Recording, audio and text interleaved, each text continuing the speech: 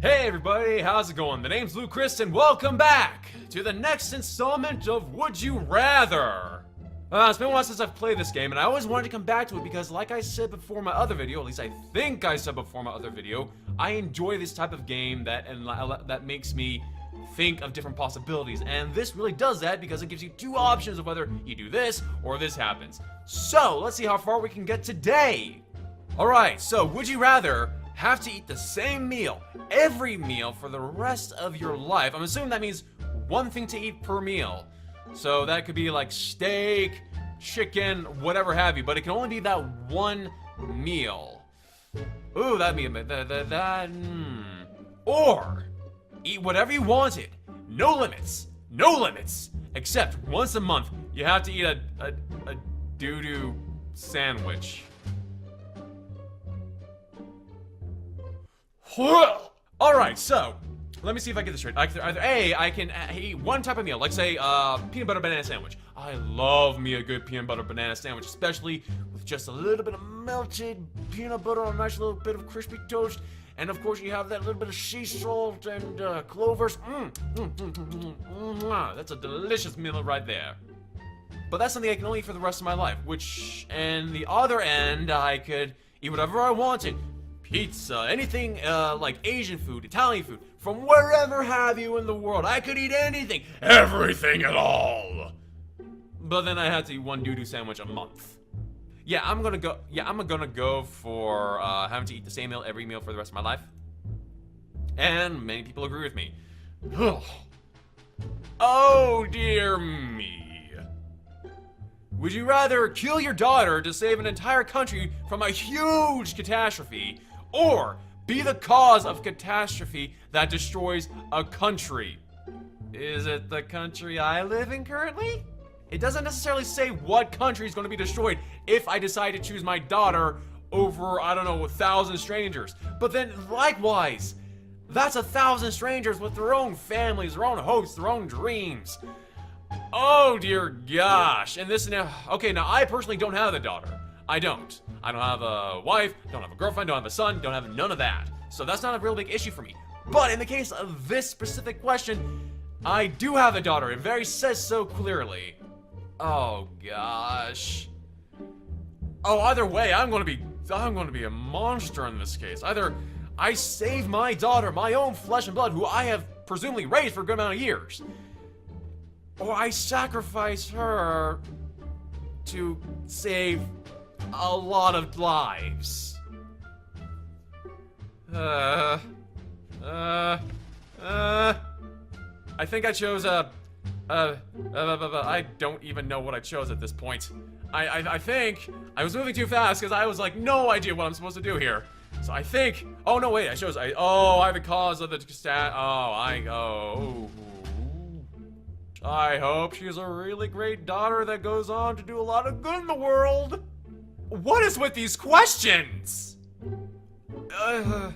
Would you rather be dissolved feet first in sulfuric acid, or have a mafia hit on your family?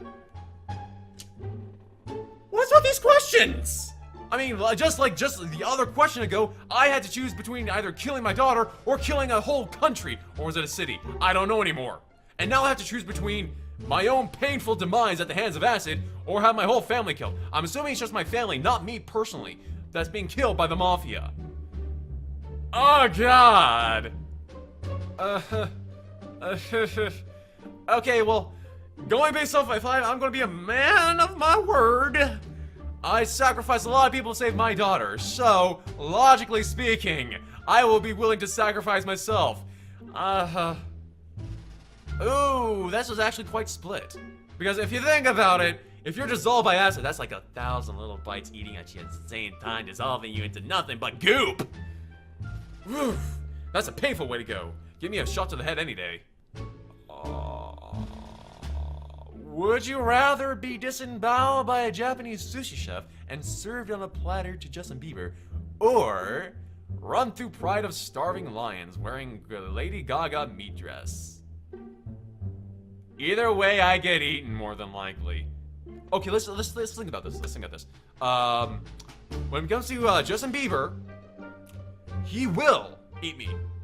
And I will die from that, more than likely, because the sushi chef, it's quite clear that I've already been killed, gutted, and disemboweled. Well, not exactly killed just yet, but I've been disemboweled by a Japanese sushi chef, and I am watching my organs being pulled out of me. That does not paint a very nice picture. On the other hand, I have a small percent of chance of living through a starving pride of lions wearing Lady Gaga's meat dress. I have a bit of an option, meaning... Okay, let's think about this. I'm wearing a meat dress. I can just shed that thing off and toss it to the lions, and I can run my ass off as far as I can before they try and get to me. And more than likely, when they do get to me, they'll just clamp on my neck and I'm done. That's it. No pain. It's just one big bite of pain, and it's over.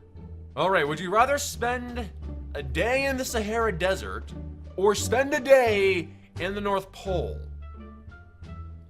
Do I have the appropriate wear and tear for these places? I think that's going to make a heck of a difference of whether or not I choose one or the other. So in one case, you're in a scorching desert with, I presume, very little rations. On the other hand, you're in a biting, freezing cold north. Now, personally, I like being cold. I do. I can't sleep unless it is a certain amount of degrees. I don't know, maybe 68 or so. I don't know. But if I'm awake in the North Pole, I am facing biting temperatures, biting winds, all that crappy stuff for a whole day. While as in the Sahara, I could possibly make it out of there with just a nice tan instead of a frostbite. I'll go for the tan. Wow, not a lot of people agree with that one. It's the biting cold. Okay, so in freezing temperatures, you're more likely to die in those, at least I think you are, than you are to die in hotter temperatures. Because at least your body can regulate itself by sweating. Not so much with freezing temperatures, because if it gets cold enough to a certain point, that's just going to be freaking frostbite wherever your skin is exposed. That's why they cover up so much. I've seen Mount Everest, that movie. I've seen it. Would you rather have a slight lisp or have a slight cockeye? You know, I don't even really know what a cockeye is. Give me a second, folks. So I just found out that the cockeye is when your eye is always kind of looking towards your nose, as is your other eye, just it can go anywhere it wants. That you can control where it goes. It's not like a lazy eye where it goes up wherever, but it looks right here. So either way, you're gonna have one eye looking right at your nose while you're staring straight ahead, possibly. Or I can have a slight lisp. Well, honestly, I think you honestly have a better chance of controlling a lisp than you do with a cockeye, because that's involuntary.